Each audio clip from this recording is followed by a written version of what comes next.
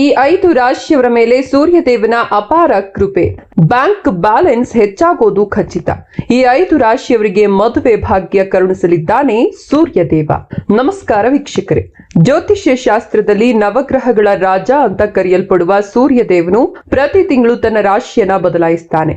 ಸೂರ್ಯನ ಈ ಸ್ಥಾನ ಪಲ್ಲಟವು ಎಲ್ಲಾ 12 ರಾಶಿಗಳ ಮೇಲೆ ತನ್ನದೇ ಆದ ವಿಶೇಷ ಪ್ರಭಾವವನ್ನ ಬೀರ್ತಾನೆ.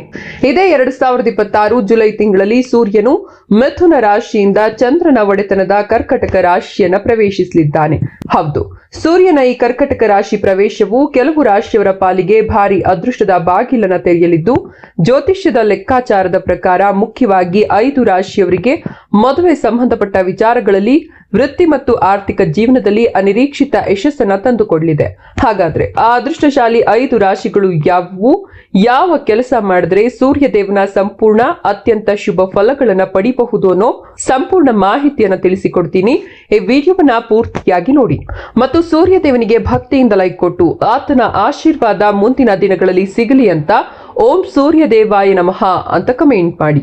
ಆತನ ಈ ಸಂಚಾರದಿಂದ ಸಂಪೂರ್ಣ ಆಶೀರ್ವಾದ, ಅದೃಷ್ಟ 100% ಸಿಗ್ತದೆ. ಹೌದು, ಕರ್ಕಟಕ ರಾಶಿಗೆ ಸೂರ್ಯದೇವನು ಪ್ರವೇಶ ಮಾಡೋದ್ರಿಂದ ಈ 5 ರಾಶಿಯ ಜನರಿಗೆ ಅತ್ಯಂತ ಶುಭ ಫಲಗಳನ್ನ ನೀಡಲಿದ್ದಾನೆ. ನೀವು ಶ್ರದ್ಧೆಯಿಂದ ಕೈ ಹಾಕುವ ಪ್ರತಿಯೊಂದು ಹೊಸ ಕೆಲಸದಲ್ಲೂ ಯಶಸ್ಸು ನಿಮ್ಮದಾಗಲಿದೆ. ಆರ್ಥಿಕ ಸ್ಥಿತಿ ಬಲಗೊಳ್ಳಲಿದ್ದು, ನಿಮ್ಮ ನಡೆ ನುಡಿಗಳಿಂದ ಮನೆಯಲ್ಲಿ ಸುಖ ಶಾಂತಿ ನೆಲೆಸಲಿದೆ. ಹೊಸ ವಾಹನ ಅಥವಾ ಸ್ಥಿರಾಸ್ತಿ ಖರೀದಿಸುವ ಯೋಗ ಇದೆ. ಆದ್ರೆ ಆದಾಯಕ್ಕೆ ತಕ್ಕಂತೆ ಖರ್ಚು ಮಾಡೋದು ಉತ್ತಮ. ಉದ್ಯೋಗದಲ್ಲಿರೋರಿಗೆ ಕೆಲವು ಶುಭ ಸುದ್ದಿ ಸಿಗಲಿದೆ. ಹೌದು, ಸೂರ್ಯನ ಈ ಸಂಚಾರವು 5 ರಾಶಿಯವರಿಗೆ ಆರ್ಥಿಕ ಪ್ರಗತಿಯನ್ನ ತರಲಿದೆ. ಬಹುದಿನಗಳಿಂದ ಸ್ಥಗಿತಗೊಂಡಿದ್ದ ಅಥವಾ ವಿಳಂಬವಾಗ್ತಿದ್ದ ಯೋಜನೆಗಳು ಮರುಜೀವ ಪಡೆಯಲಿವೆ. ನಿಮ್ಮ ಅತ್ಯುತ್ತಮ ಸಂವಹನ ಕೌಶಲ್ಯದಿಂದಾಗಿ ಕೆಲಸದ ಸ್ಥಳದಲ್ಲಿ ಹಿರಿಯ ಅಧಿಕಾರಿಗಳ ಅಥವಾ ಸಹೋದ್ಯೋಗಿಗಳ ಮನ್ನಣೆಯನ್ನ ಗಳಿಸ್ತೀರಿ.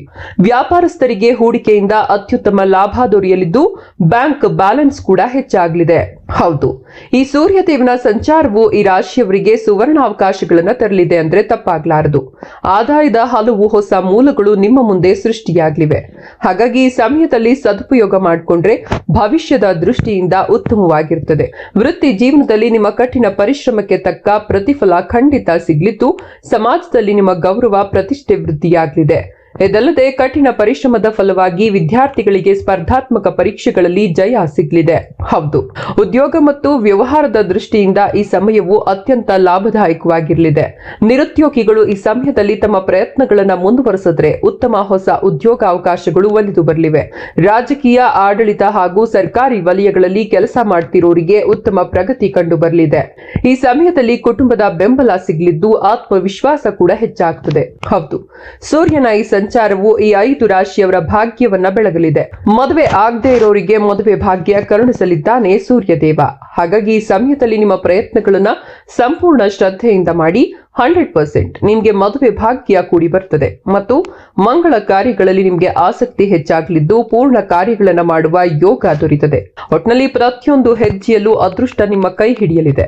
ಇದಲ್ಲದೆ ಈ 5 ರಾಶಿಯವರು ಉತ್ತಮ ಮದುವೆ ಭಾಗ್ಯ, ಆರೋಗ್ಯ ಹಾಗೂ ಇನ್ನಷ್ಟು ಶುಭ ಫಲಗಳನ್ನ ಪಡೆಯಲು ಪ್ರತಿದಿನ ಬೆಳಿಗ್ಗೆ ಸೂರ್ಯದೇವನಿಗೆ ನೀರನ್ನ ಅರ್ಪಿಸಿ ಆರಾಧಿಸೋದು ಅತ್ಯಂತ ಶ್ರೇಷ್ಠ.